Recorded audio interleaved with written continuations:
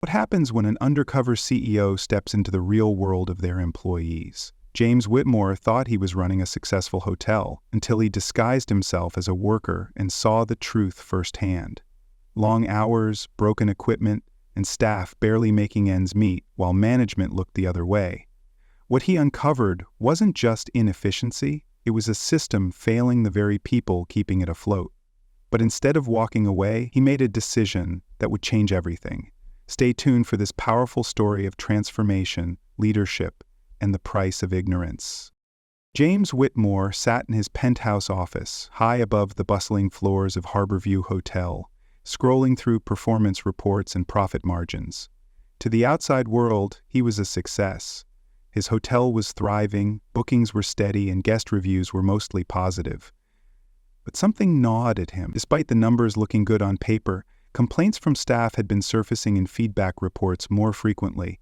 Concerns about long hours, broken equipment, and a lack of support from management. He had brushed them off, assuming they were just part of the industry.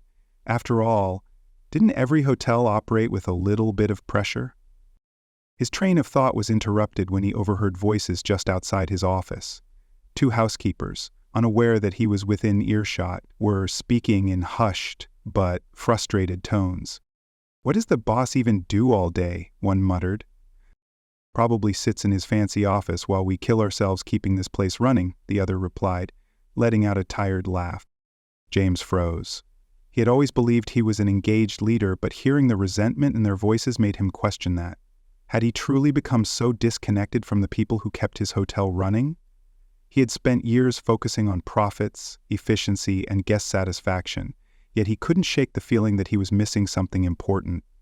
The reality of what his employees went through every day. For the first time in years, James felt the weight of his own ignorance. It wasn't just about complaints in a report anymore. His workers were exhausted, unappreciated, and struggling while he sat comfortably above it all. If he truly wanted to understand what was happening under his own roof, he needed to step out of his office and into their world. That night he made a decision. He would go undercover, working alongside his employees in disguise. He needed to see firsthand what they experienced daily, not as their boss, but as one of them. Maybe then he could finally understand the truth. Early the next morning, James Whitmore stood in front of the employee entrance of Harborview Hotel, dressed not as the owner, but as a new recruit. Gone were his tailored suits and polished shoes. Instead, he wore a plain housekeeping uniform, a faded name tag reading Jake, and a baseball cap pulled low over his forehead. His assistant had arranged the details: fake paperwork, a fabricated employment history, and a schedule for his first day as a housekeeping employee. For the first time in years, he wasn't entering the building as the man in charge. He was just another worker showing up for a shift. As he stepped inside, the back-of-house area was a stark contrast to the pristine, elegant guest floors. The walls were scuffed, the break room smelled of stale coffee, and the air was filled with the steady hum of laundry machines churning in the distance. Employees shuffled past him, some yawning, others already deep in quiet conversation, preparing for a long day ahead. No one paid him any special attention. He was just another newcomer in a sea of overworked staff. A sharp voice cut through the air. "You, the new guy?" James turned to see Carl, the hotel's operations manager, a tall man with an air of impatience. His tone was dismissive, his eyes barely looking up from his clipboard. "Yes, sir," James replied, instinctively straightening his posture. Carl scoffed. "Yeah, don't call me sir. This isn't some corporate office. You're in housekeeping. Elena's your trainer. Do what she says. Don't slow her down, and don't break anything." Without waiting for a response, Carl turned on his heel and walked away, already barking orders at another group of employees. James swallowed his pride. He had expected a cold welcome, but Carl's blunt indifference made it clear, and management didn't care about individual workers, only results. A woman approached him, her uniform slightly wrinkled from long hours of work. "You must be Jake," she said, her tone flat but not unkind. "I'm Elena. I'll show you how things work, just try to keep up, yeah?" James nodded, following her toward the supply closet, where she handed him a cart filled with linens, towels, and cleaning supplies. His journey had begun. For the first time, James would step into the shoes of the people who made his hotel function. and he had no idea just how much he was about to learn. The moment James stepped into his first guest room as Jake, he realized just how physically demanding the job was. Elena moved quickly, stripping bedsheets with practiced efficiency, while he fumbled awkwardly with the heavy linens. He hadn't expected the sheer amount of muscle and precision required to clean a room, lifting mattresses, scrubbing floors, and ensuring everything was spotless within an impossibly short time frame. As he struggled to keep up, Elena shot him an unimpressed look. "You've got to move faster," she said, tossing him a set of fresh pillowcases. "We've got 12 more rooms before lunch." 12 more? James was already sweating after just one. The pace was relentless. In the hallway, he heard Marco, one of the hotel's maintenance workers, grumbling as he juggled a heavy toolbox and an old malfunctioning vacuum cleaner. "This thing's been busted for months," Marco muttered, shaking the machine. "But management keeps saying, we don't have the budget for new ones." James frowned. So many things in the hotel ran smoothly on the surface, but underneath, workers were struggling with outdated tools and broken equipment. At the front desk, Beth, the receptionist, barely had time to breathe as a line of guests stretched in front of her. The hotel's booking system froze mid-check-in, and she was forced to apologize repeatedly while trying to reset it. A particularly impatient guest slammed his palm against the counter. "Isn't there someone competent who can help me?" he snapped. Beth kept her composure, though James could see her hands tightening into fists beneath the desk. Management didn't step in, didn't offer support. She was on her own. Back in the hallways, James noticed more small but crucial problems. Housekeepers skipped breaks just to keep up with the workload. Employees working double shifts because of staff shortages. Carl walked past without acknowledging anyone, unless it was to scold someone for taking too long in a room. James had once assumed his hotel was well run because the numbers looked good, but now he saw the truth. The numbers only looked good because the workers were breaking themselves to keep things running. By the end of his shift, his back arched, his arms burned, and he felt completely drained.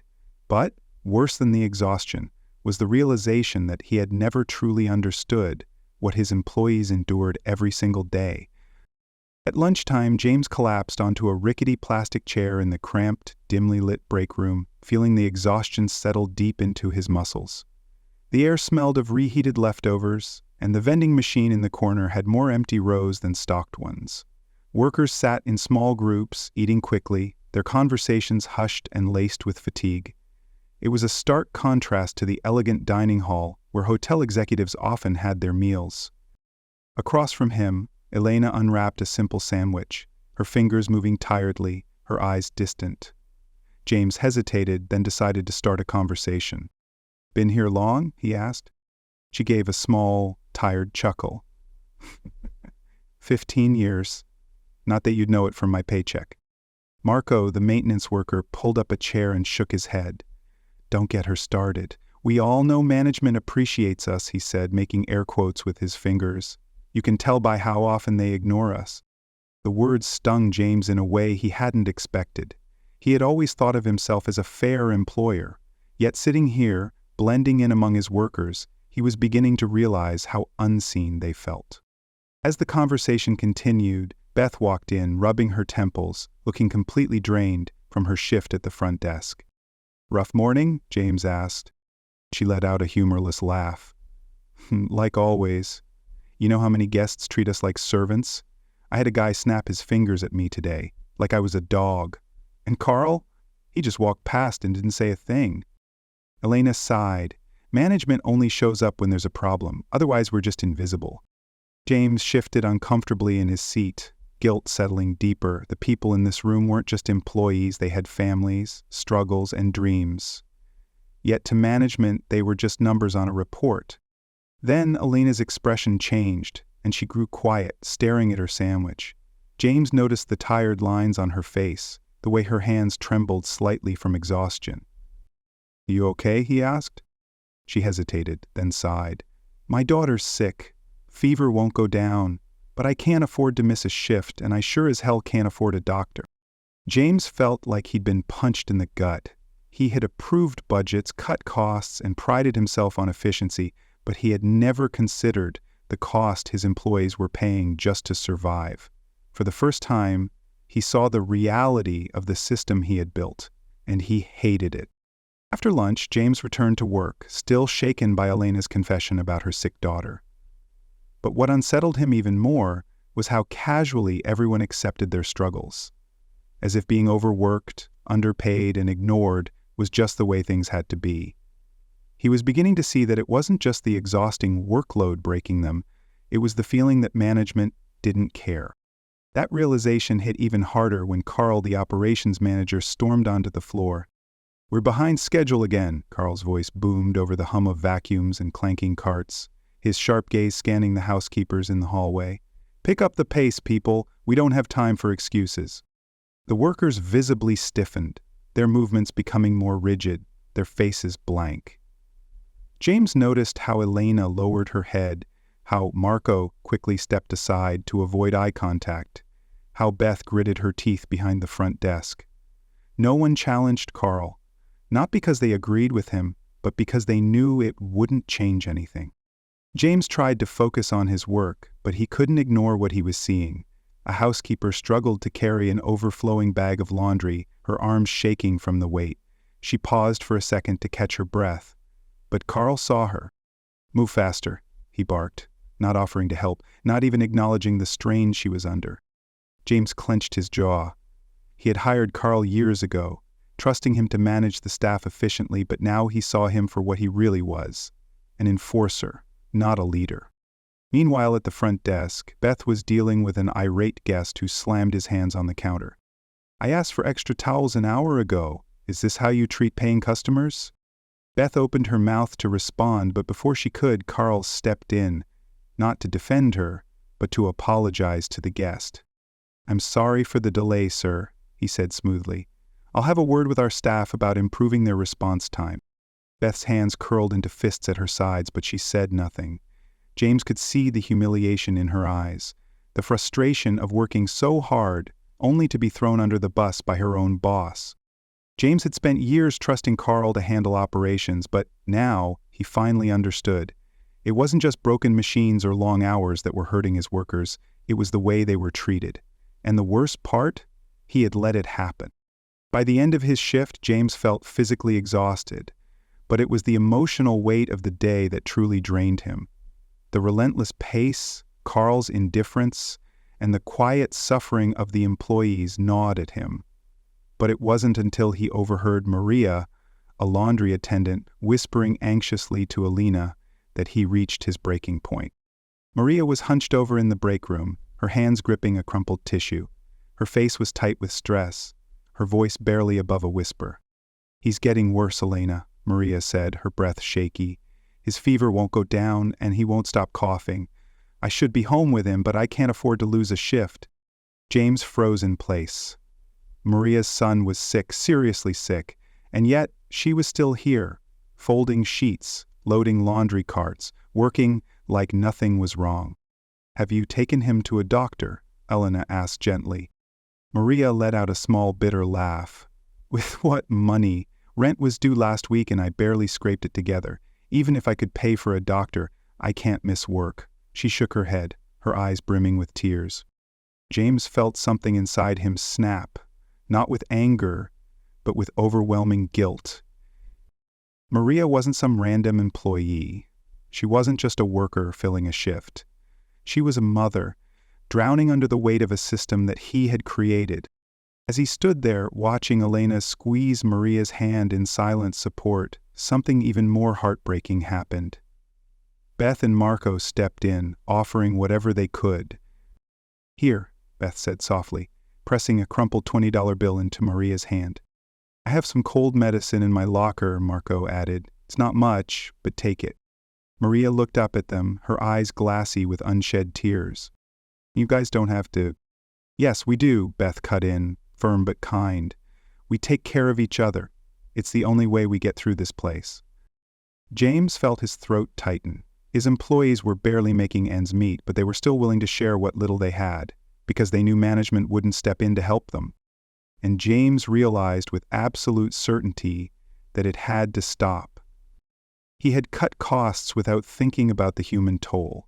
He had trusted the wrong people to lead. And now, he was watching his employees do the job that he should have been doing all along, caring for each other. Something had to change, and for the first time, James knew exactly what he needed to do. James could no longer keep up the act. He had seen enough. The exhaustion, the broken-down equipment, Carl's toxic leadership, and now Maria's heartbreaking struggle, it was all too much. He had come undercover to understand the reality of his employees' lives, and now he did. But he also realized something else. They deserved better. It was time to stop pretending and start fixing what he had allowed to happen. That evening, after the last shift ended, James walked into the break room, where Maria, Elena, Beth, and Marco sat together, speaking in hushed voices, their faces etched with the familiar weariness of another long day. He took a deep breath. No turning back now. Maria, Beth, Marco, Elena, there's something I need to tell you. The group turned to him, their expressions wary but curious. My name isn't Jake, James said carefully. I'm James Whitmore. I own this hotel. A heavy silence fell over the room. Maria blinked, stunned. Marco narrowed his eyes in suspicion. Beth's face shifted from confusion to anger. Wait, Marco leaned forward, arms crossed. You're telling me you're the boss? The guy upstairs we never see? James nodded, his chest tightening at the weight of their stares. Beth let out a short, bitter laugh. So what? You went undercover, played housekeeper for a few days, and now what? You say sorry and hope we all forget how this place runs? James shook his head firmly. No, I don't expect you to forget anything, and I don't expect you to trust me overnight. But I promise you, things are going to change. Starting now. Maria, still stunned, finally spoke up, her voice quiet but steady. What kind of change? James exhaled slowly, steadying his voice as he laid it all out. First, Carl's done. I will not allow leadership that treats employees like machines. Second, no more outdated equipment. The broken vacuums, the faulty AC units, the supplies that barely work, it all gets replaced. Third, we're introducing paid sick leave and an emergency fund. No one should have to choose between their job and their family's health. And, from now on, I will be down here every week, listening, so this never happens again. The workers exchanged glances, skepticism still lingering in their eyes. They had heard empty promises before. Finally, Marco leaned back in his chair, studying James. You've got a lot to prove, boss. James met his gaze, unwavering. I know, but I will. The very next morning, James walked into the executive conference room, where his management team, Carl included, sat waiting. This time, he wasn't the distant CEO reviewing numbers. He was a leader ready to take action. Carl leaned back in his chair, arms crossed. Sir, I heard you've been spending time on the floor. I'm sure it was enlightening, but you need to understand. James cut him off with a sharp tone he rarely used. No, Carl, you need to understand. I've seen exactly how this hotel is being run, and it's unacceptable. Carl shifted, clearly unprepared for pushback. The other managers glanced at each other, sensing the shift in power. From this moment forward, things are changing, and if you can't adapt, you're welcome to leave, James continued, his voice leaving no room for argument. Starting today, the staff will have the support they deserve. First, our outdated equipment, it's getting replaced. No more broken vacuums, no more faulty ACs, no more budget cuts at the workers' expense. Marco and his team will have the tools they need to do their jobs properly. A murmur spread through the room, but James wasn't done. Second, no more unpaid sick days. No one should have to work while their child is sick, and no one should be afraid of losing a paycheck because they have the flu. We're implementing paid sick leave immediately, and we're setting up an emergency fund for situations like Maria's. Carl scoffed. With all due respect, sir, these changes will cost us a fortune.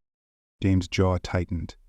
Not as much as it's cost us in high turnover, low morale, and a workforce that's running on fumes.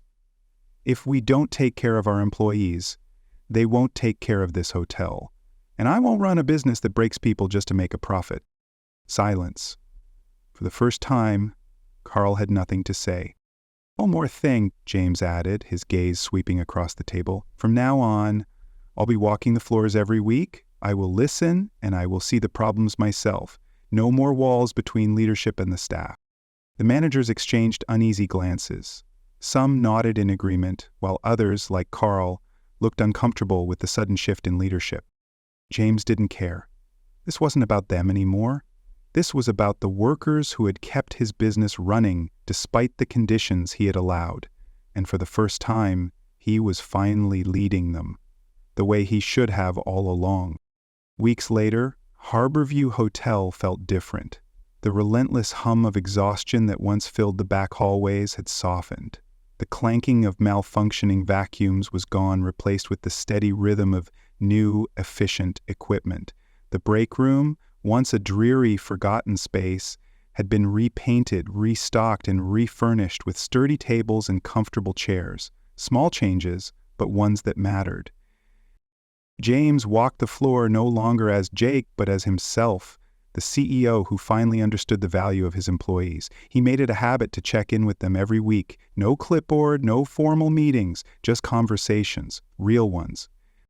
"Morning, boss," Marco called out, grinning as he adjusted a new set of maintenance tools. "Gotta say, not missing my duct tape repair days." James chuckled, relieved to see a change in his staff's energy. "Good, let me know if you need anything else." Beth, passing by the front desk, smirked at him. "You know, you've been down here so much, we're starting to think you got demoted." James smiled. "Can't lead from an office. Learned that the hard way." But it was Maria's reaction that meant the most. She approached him slowly, her face no longer tight with stress, but with something softer. Relief. "I just wanted to say thank you," she said, voice steady but filled with emotion. "The emergency fund helped. I got my son to a doctor in time. It was pneumonia.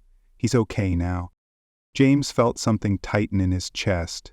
Not guilt this time, but pride. "I'm really glad to hear that, Maria. Your family comes first. That's how it should have always been." She nodded, smiling a real genuine smile, and for the first time since going undercover, James knew he had done more than just fix policies. He had started to rebuild trust. The work wasn't over. Trust had to be earned, day by day, decision by decision. But as James looked around at his employees, people he now knew by name, by struggle, by resilience, he felt something he hadn't in a long time. He wasn't just running a hotel anymore, he was leading one. The story of James Whitmore's undercover experience at Harborview Hotel teaches a powerful lesson about leadership, empathy, and responsibility. For years, James believed his hotel was successful because the numbers looked good, but he never truly understood the human cost of his decisions. It wasn't until he stepped into the shoes of his employees that he realized profit should never come at the expense of people. Through his time as Jake, James witnessed firsthand the exhaustion, frustration, and struggles of his staff, the broken equipment, the unrealistic quotas, and the management's disregard for their well-being. More than anything, he saw that his employees were not just workers. They were individuals with families, hardships, and real needs. The most important lesson James learned was that true leadership isn't about sitting in an office. It's about showing up, listening, and making real changes that improve people's lives. A business thrives not just because of its revenue, but because of the people who keep it running. When leaders prioritize their employees' well-being, loyalty, efficiency, and success naturally follow. In the end, James didn't just fix his hotel. He became the leader his employees always needed.